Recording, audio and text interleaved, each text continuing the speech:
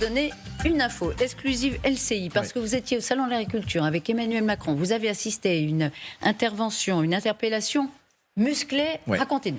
On va vous annoncer ce matin que ce jeune homme a déposé plainte, mais avant je vais vous reposer un petit peu le contexte. Samedi, avec Harmonie Pandinaga, on a été témoin d'une inauguration présidentielle de quasiment 13 heures du Salon de l'Agriculture. Emmanuel Macron a évidemment tâté moult cul de vache, fait des centaines de selfies, était principalement applaudi, pas mal hué. Le monde paysan l'a apostrophé, on lui a beaucoup parlé des retraites. Mais ce matin, on va revenir sur cette séquence d'un jeune militant écologiste qui tente d'approcher le chef de l'État, et il se passe ça.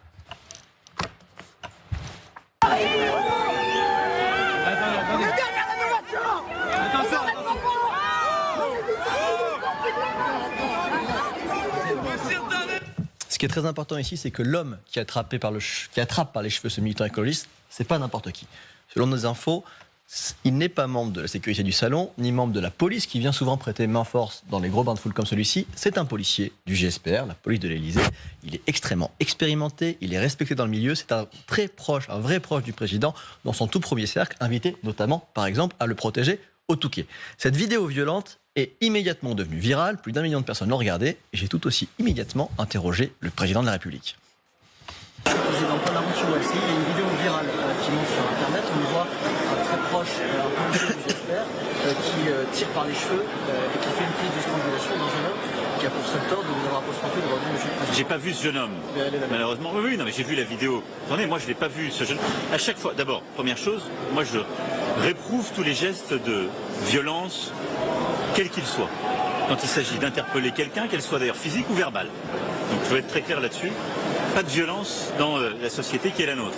Ensuite, j'ai été plusieurs fois interpellé par des jeunes militants de ces organisations non gouvernementales, qu'il s'agit d'Extinction Rebellion ou je ne sais pas quelle association c'est. Dernière Rénovation. Donc moi je crois au dialogue. Donc j'ai dit, alors à chaque fois j'ai des gens, ils ne voulaient pas dialoguer. Donc, non mais moi je désapprouve toute forme de violence. Je le désapprouve. J'ai pas vu ce qui s'est passé. Je me méfie toujours des vidéos parce que je sais pas ce qui s'est passé avant. S'il y a eu des insultes. Donc, de toute façon, il faut jamais être dans la violence et il faut toujours être dans le dialogue. Donc moi j'invite ces jeunes, ce jeune en particulier, celles et ceux qui sont venus, il est parfait de la violence verbale aussi, ceux qui sont venus m'interpeller, à venir dialoguer à l'Élysée. Moi, je suis pour le dialogue avec tout le monde. Parce qu'on ne peut pas vivre dans une société où d'un côté, vous avez des jeunes, hagards d'ailleurs dans leur manière de vous aborder, qui disent on va tous mourir, on est foutus, j'ai 26 ans, ce qui m'a été dit tout à l'heure, et qui ne veulent pas du tout dialoguer. Et vous faites 10 mètres, et vous avez des jeunes agriculteurs, ou des plus anciens, qui vous disent moi je vais mourir, on change les règles tout le temps, je ne peux plus vivre. C'est la même société. Non, je ne suis pas là. Je ne suis pas chef de la police. Donc, je vous dis, en tant que président de la République, ce que je pense. Ensuite, il faut toujours remettre les choses en condition. On a tout fait de vilipender les gens ou de les pointer du doigt. On a des policiers qui font leur travail, ils doivent les faire dans les meilleures conditions et les conditions de déontologie. Voilà. Et moi, je réprouve toute forme de violence. On n'en dirait pas plus. Voilà, il condamne les violences, c'est intéressant sonore, il parle des jeunes hagards, il dit également je ne suis pas chef de la police, et puis le président dit je ne sais pas ce qui s'est passé avant, on va le voir sous un autre angle.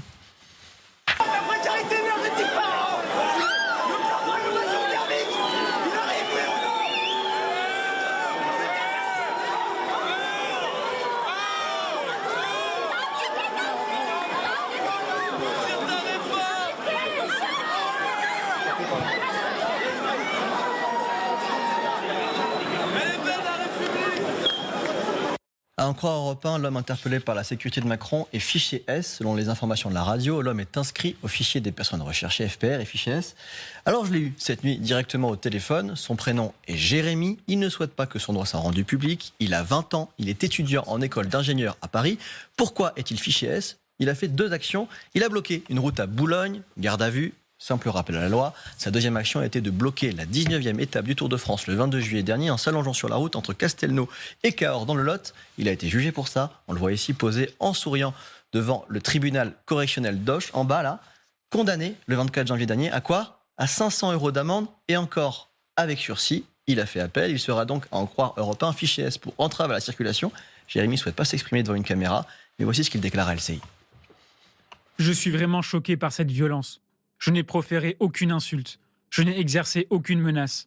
J'ai crié « À quoi tu sers ?» ce qui est le slogan de dernière rénovation sur nos t-shirts, puis plan de rénovation thermique. et 2200 morts par an à cause de la précarité énergétique.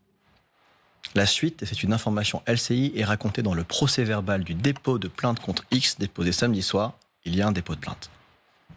Un membre en particulier de la sécurité m'a alors attrapé par le cou en m'étranglant et en me tirant par les cheveux pour me mettre au sol. Lorsque j'étais au sol et n'opposais aucune résistance, car immobilisé par les services de sécurité, le même individu m'a frappé à plusieurs reprises sur l'arrière du crâne, ainsi qu'un coup de poing au niveau de la joue sans savoir d'où il provenait.